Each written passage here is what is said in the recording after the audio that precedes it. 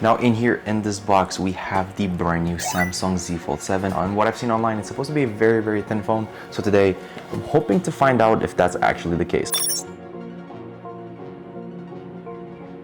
All right, so welcome back to another video. Today we have another unboxing setup in this box. Now, listen, before we get into the video, I know you see the box, it's a little open. I just had to check if it was actually the Z Fold. I only opened it to double check if that was the right phone because I do get a lot of packages all day long. Now, I had the last generation of the Samsung Z Fold 7, as you can see here. I have it also in top-down shot, so you guys will be able to have a closer look at the whole unboxing. I did like the Z Fold 6 a lot. Let's see if there's anything else in the box. No, as suspected, it is pretty empty. Now, like I said, I did like the previous generation, the Z Fold 6. However, the only major complaint I had with the Z Fold 6 was the simple fact that just that front screen, right? So the single display, when it's not folded, when it's not opened, it was just too slim, too narrow. I didn't like it. Now, I know a lot of people got that nice like blue finish and everything, but I really wanted to get a 512 gigabyte option. And so I went for the light gray one, which I think is gonna be cool. I think it's gonna be nice. I'm really liking silver and just gray phones in general. So here we go, unboxing experience. Usually this Z Fold boxes are slightly larger. They do come folded out. So moments of truth, Grand's reveal. Ooh, wait a minute. All right, so let's see what else do we have inside the box here. So here, obviously, as per usual, we have kind of like the classic, just, you know, your good old everyday setup stuff. Charging cable. I'm not really thinking, yeah, that's it. Normal USB-C cable that's still not braided. Samsung, what are you guys doing? Just get on the braided cables already. Like, yeah, with quick start guide inside, really nothing else. And I do have to give a quick shout out to Samsung for making their packaging like eco-friendly and stuff. It's nice to see companies pay attention to these kind of details. I don't even know why I'm bothering with this stuff. Like, just put it aside. It doesn't even matter. Here we go, Z Fold 7.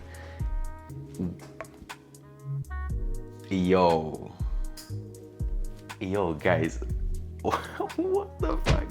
Yo, now talk about a slim phone. This right here, guys. I don't know if you can see this. I'm gonna have a close-up shot on the camera above, just so you guys can have a quicker look at that. I'll have some B-roll as well, just so you guys can get a better idea.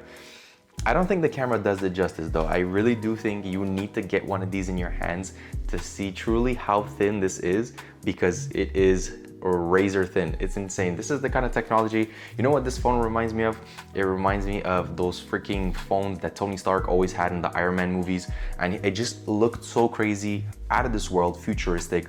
I guess the internet was not lying.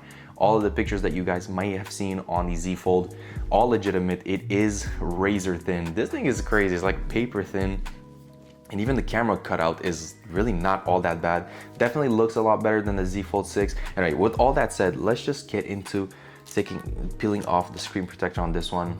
Okay, so right off the bat, screen seems to be relatively similar in a sense to the previous generation. So kind of like the same structure all around. Now, immediately right off the bat, I'm not noticing that much difference other obviously than the major elephant in the room, which is the incredible thin size. And from what I've been told, the front screen should now also be a lot more functional, a lot more practical.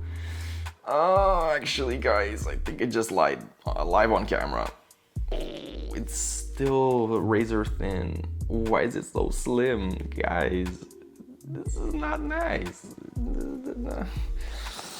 I think what we can take away from this video is that Samsung, can you please just make this front screen, like this front portion, just make it a little bit wider. It's all we ask. It's all I personally ask. I love the Z Fold, but this is really, really sad. Okay, I will give them the fact that even though it is insanely thin, it feels great. Like, it genuinely feels really good to open in the hands.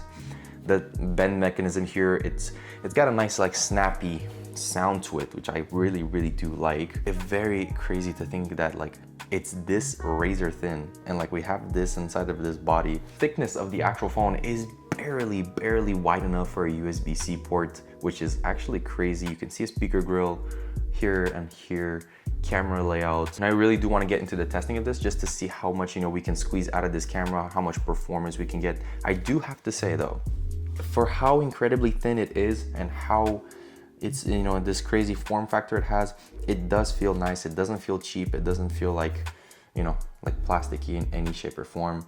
But I'd have to say the only downside is really this. Now it's even longer. I have to say, compared to the Z Fold 6, which is, it's been a little minute since I've had it, but this front screen is still very long and thin. I don't know if I'm a big fan of that. Let's try and power it on and see if we can get this set up. I'm actually gonna get my iPhone and we're gonna set it up. Now, if you're thinking about picking up the Z Fold 7 in this really nice colorway, first of all, you wanna protect the finish on the outside, and it's really thin body, so it is a fragile phone. It's built properly, but you also wanna take the measurements and just protect the overall phone. And to do so, I recommend some of the best cases for the Z Fold 7 on the market at the moment. Now, these are the brand new cases from Supcase. There's two models that I have here with me today. Specifically, we have the UBGrip and the UBPro. So these are two cases that were specifically and carefully crafted around the new design of the Z Fold 7. Now, due to its natural form factor, if you're rocking this without the case, unfolded like this, you have more than 65% of the phone is just pure screen. So it's fully exposed in the back, and in the front is literally 100% screen. So if you wanna protect your phone in the best case possible, one of my favorite options is the UBGrip case. This is super easy to set up. I know it might seem a little bit complicated, but I'll do it with you guys on the spot. So this case here, as you'll see, is the front side of the case, and this allows you to basically clamp on the first end. What I really like about this one is that it has an adhesive tape here that you can just put, and so when you glue it onto the screen, it makes sure that it stays nice and firmly on, and you can even hear the seal tape in there. Front end of the screen has a really nice, solid, protective built-in screen protector. So as you see here, it's a little bit reflective. That's due to the fact that the case has a screen protector, which is really good. So to add the second part on the back to protect the cameras and the back end of the phone, you just have to bend the phone a little bit and clamp this case on, and that's it. That's basically all there is to it. Your phone case is officially set up. It's really nice. It has this open mechanism here. Obviously, it needs to be able to bend somehow, and this is how you are gonna use the phone for the most part. Now, what I really love about these cases is that despite the rather intricate design of the Z Fold 7, they've managed to create a case that's super versatile and also very slim. It adds not that much bulk, minus obviously this crease protector here. That's kind of inevitable. They had to do it some way where you could maximize the protection. This overall thin borders of the case is really nice. It allows you to take advantage of the form factor of the Z Fold 7, which is super thin, whilst also protecting it. Now, since smartphones nowadays are super feature packed, these cases are actually have their own features which not only add value to the phone, but just make your overall life easier. It's really good because you have a MagSafe grip here. So if you want to put like a smart wallet, you can. If you want to smart charge it wirelessly with a pad on the back of the Samsung, you can definitely do that. Now, in both cases, whether you decide to pick up the UBGrip or the UBPro, except that the UBPro has a different mechanism. It has a kickstand at the back, so this is useful. You can use this on the Z Fold, especially if you like to use it in open mode and you want to watch media or consume content or watch any videos. This is going to be really useful. You'll be able to benefit from the kickstand. Now, since the Z Fold came out not that long ago, Supcase was nice enough, and they knew that I was going to have it on the channel, and they were nice enough to send these my way. But they're also nice enough because they want to hook you guys up with these cases. So if you want to check them out, if you want to grab yourself a case, go ahead and click the link in the description down below. Thank you again, Supcase, for making this video possible. Let's get back to the video.